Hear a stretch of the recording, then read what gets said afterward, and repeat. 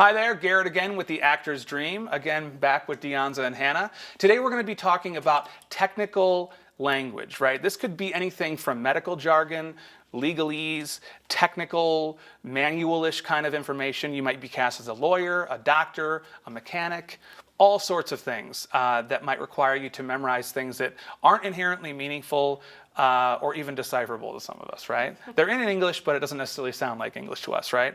So today what we're going to be working with, and again, for those of you at home, just look in the documents section of this video, and all of those are laid out there for you to follow along with us. But we're going to be going to medical language number 2, and we're going to be working on this short scene, actually taken from ER, where we're going to get to practice memorizing medical language, okay? So we're going to be doing something a little different in this video. What I'm going to ask you to do is to integrate all of the information that we've learned all up until this point, and we're going to actually see how they both approach it. It might be similar, it might be different, but it's going to be very interesting, okay? So ladies, what I want you to do with this 1, 2, 3, 4, 5, 6, 7 line scene is first outline your cue lines, right? Isolate those and drill those. And then we talked about layers of meaning. You've learned about loci, you've learned about linking, you've learned about story and logic, all of those things, patterns, anything that repetition, alliteration, anything that can root you, okay? So you might decide, I'm going to actually do the entire thing using memory palace and loci, right? I don't need it. I can already see there's a logic there. I don't need it. So what I'm going to do is I'm going to link a couple of these things, but everything else I can actually figure out the logic in the story, okay? I'm curious to see how you both approach it individually, okay? So the first step, lay out the cue lines for yourself and drill those. Then look through the layers of meaning and figure out how you want to structure it and how you want to approach proactively learning this. We're going to take some time. You do it at home, they'll do it here, and then we'll come back and learn how they did it, and we'll also see how successful or not they were, and then we'll work on it. We'll see you back in a little bit.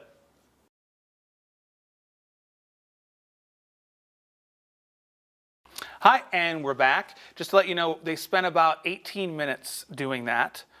Working on this short little scene. So again, what we're going to do is we're going to have them do their best to go through the scene, and we'll find out how they constructed and how they memorized, and we'll see how successful they were and if there were any hiccups or any problems or challenges that they couldn't initially overcome. Then we're going to actually work through them on camera so you can get to see how we can tweak these certain things and how we can hopefully improve moving forward.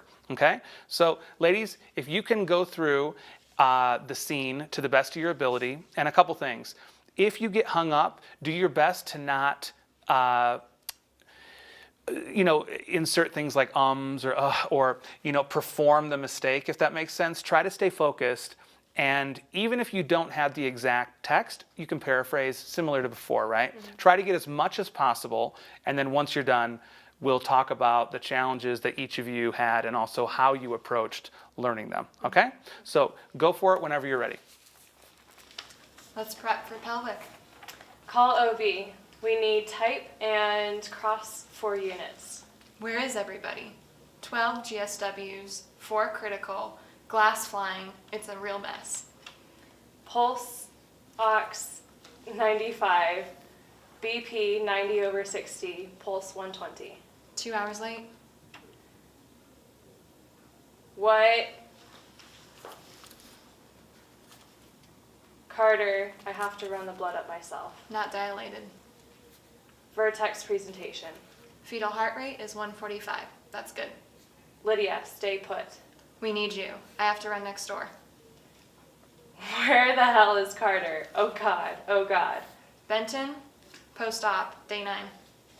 Patient presentation, type A, aorta dissection repaired. Clamp and run procedure. All right. So, first of all, what was that experience like doing it just then? Besides stressful. I couldn't look at her because I was still remembering. But other than that. It almost, like the opposite of that, it almost felt more comforting to look at her and be like, okay, I have someone to focus on. Great. You know? Great. So what did you feel, before we get into how you did it, what sections for each of you, felt the most challenging to remember? or what lines? Does that make sense? For me, Because even watching you work on it and even do this, there were things that you got consistently right all the time, and there were things that you very consistently tripped up on. So I'm curious, Deonza, if you can continue. For me, I think my biggest challenge to tackle was the second line, starting with A, where's everybody, and then we have a list. Right. So putting that, for me, my process was linking the images Right. for 12 gunshot wounds, and then highlighting 4 of those were critical, and then imagining like glasses flying behind that, and it's a mess. Right. So creating a logic out of that list. Great. Are any other lines trip you up, or did you feel like for the most part it was pretty? The ones I messed up the most Sure. Was in my practice. Let's see. I'm not done next drawer, that exact phrasing. Gotcha. And then the very last line, Benton post-op day 9. Those were the 2 that I consistently messed up. Gotcha. Great. So a couple things. One, if you thought about, and again, we didn't even talk about in this context, right? Intention, or what your actions are, right? Those are other layers of meaning that we didn't talk about initially, right? When you're just trying to get those lines in. But of course, if you're rehearsing this, or if you're prepping for a shoot, right, for this, that what if you were aware that you're coming in saying, where is everybody? And you're trying to communicate to them how important it is that we get these people, because we have 12 gunshot wound victims. 4 of them are probably going to die. There's glass everywhere. It's unsafe. So the idea that there's an urgency and that you need someone to listen, that might give you a reason, and more of a reason, and more of a something to root it in, that you need to get these 4 bits of information out, right? That's the first thing. The second thing is with I'm not done next door. Do you hear that, the alliteration there? So even just, again, in repetition, knowing that you have the da-da sound I think it will help you actually, right? I'm not done next door, right? Just repeating that and knowing you have those sounds to frame it, I think that's going to be helpful. We'll do this one more time.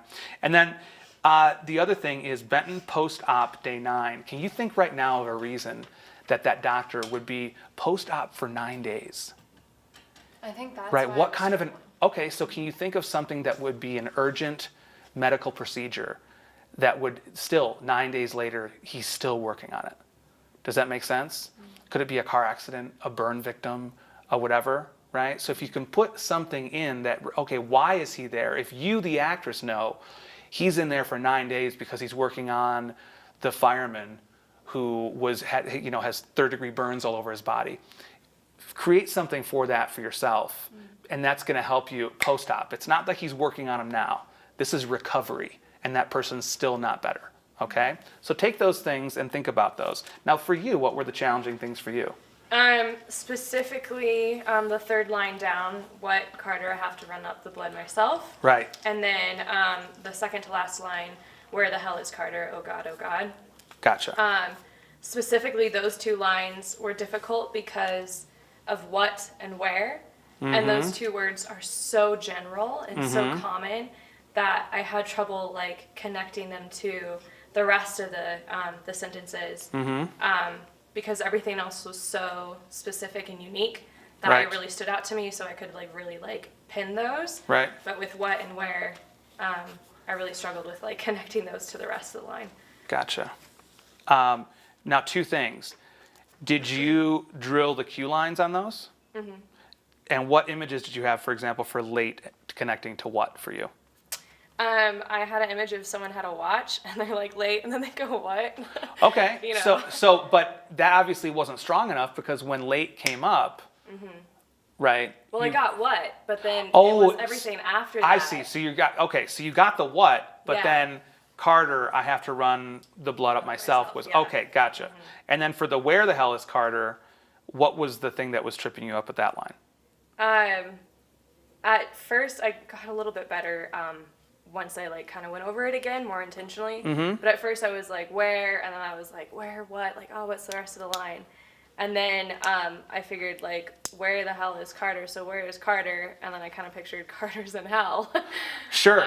So then that helps me, like, figure out kind of going a bit more, like, backwards to figure out, like, the connection there. So Would it help you, and we talked about this a little earlier, if you know, right, you say, Lydia, stay put.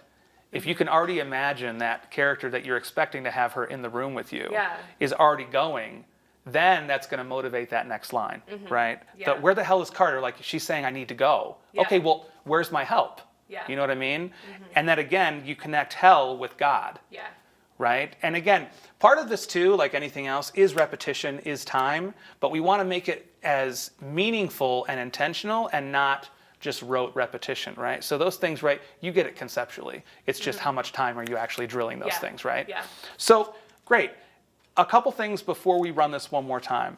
One is, what was your approach? What were your approaches, right? What things did you use, if you can frame it in the context of, did you use linking at all? Did you use loci at all? Was it mostly logic and story? What things did you use and what things did you find most helpful? Deonza, can you go first? I use story for the majority of it, and then for the things such as the second line where there's a list, I used linking visually, and then I followed, mostly story. So if you could give me the story in what story did you create out of these, right? What kind of logic connected those in your own words? For the word connections or for the overall story? Just the overall story, right? Because you're saying for the most part, these things ended up making a narrative for you, Yes. right? So can you just describe that narrative? Because obviously that was beneficial in rooting most of the things, right? In terms of the sequencing. Yes. I imagined that we were in getting ready for a labor, and that was happening. Meanwhile, the hospital was short on staff, and so there was other things that needed my immediate attention, even though this was starting to ramp up. Great. So just picturing, I guess, the stakes. Right, and then those lines came out of those things and a logical sequence Yes. emerged, right? Yes. Okay, great. What about you? For me, just kind of picking out like patterns and storyline, and then What kind of patterns, thinking. for example, were most helpful? yeah, for cross 4 units, I pictured like an X cross, and then there's 4 ends to the cross. Gotcha. So cross 4 units. For Pulse Ox 95, I was born 1995, So there was something I was already like- inherently meaningful. Exactly. Right. So I was like, oh, the year I was born. And then 90 over 60, 9 minus 3 is 6. So I was like, okay, that's, and then, what was other ones? For type A aortic dissection, aortic, so the alliteration there. And then for dissection repaired, I kind of pictured like dissection you're opening up and repairing you're closing. Gotcha. So, Great. yeah. So a couple things before we run this one more time after having had this conversation, right? So again, the techniques and principles are all applicable, but how you apply them is going to be your own process, right? And you can be proactive about doing that, right? So obviously we heard Hannah, for example, talking about how 95, you know what I mean? There's something inherently meaningful. We're all going to have those different connections, whether it's a name, whether it's a number, whether it's a concept, an emotion, any of those things, right? So by all means, if those things come up, use them, right? A couple other things when you're talking about technical language like medical jargon or legalese or anything like that. Another layer of meaning that it's going to be incredibly helpful is defining the terms. So for example, if you know what a GSW is, that's going to be a lot more useful than trying to figure out, well, how do I create an image or how do I make GSW, right? But if you know that's a gunshot wound, you have an immediate picture and then, 4 critical, 4 of them could die. Glass is flying, it's a real mess. There's a logical sequence to those 4 things, right? Things like vertex presentation, right? Well, that's a really complicated term for the baby's head is down, right? So you already have, you can either create an image or right, in terms of logic or story, they're talking about, well, the cervix is not dilated yet, but the baby's head is down. That's the challenge I have. Okay, as an actor, can I connect to that doctor, right, or that nurse practitioner? Things like an aortic dissection, which is just a tear in the lining of the heart, right? So knowing those definitions, and also as actors, we should all be knowing what we're saying, right? It sounds obvious, but sometimes we take that for granted when we're learning this technical stuff, and if you can get underneath it and understand the terminology, sometimes that alone is enough, okay?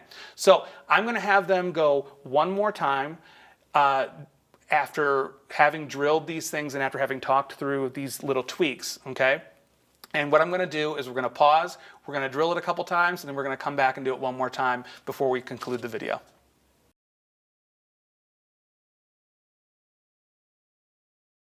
All right, we worked through some of those little hiccups, and we're going to do it one more time. A couple things before we do this one final time.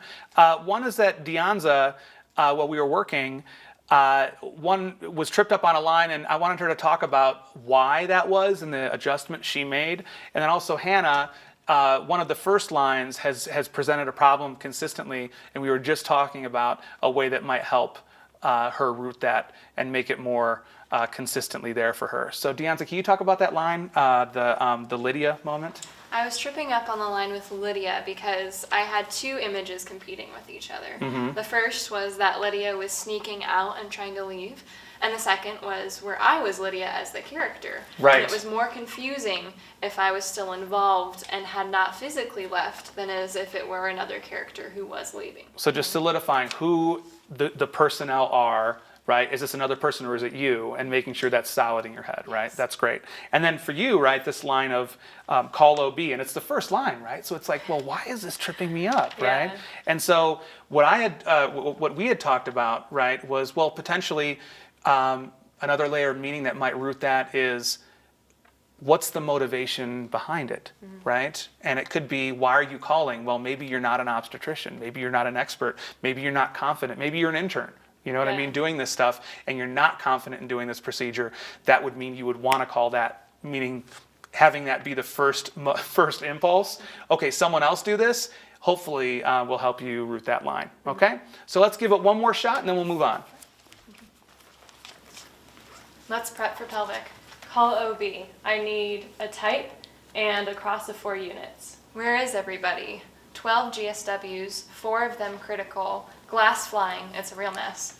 Pulse ox 95. BP 90/60. Pulse 120. 2 hours late, What? Carter, I have to run the blood up myself. not dilated. Vertex presentation. Fetal heart rate is 145, that's good. Lydia, stay put. We need you. I am not done next door. Where the hell is Carter? Oh God, oh God. Benton, post-op, day 9. Patient presented with type A aorta dissection repaired with clamp and run procedure. All right, you got that almost verbatim, right? So again, that concludes our video on technical language. I want to thank Hannah and Deonza again for rocking that out, and please join us again for the next videos.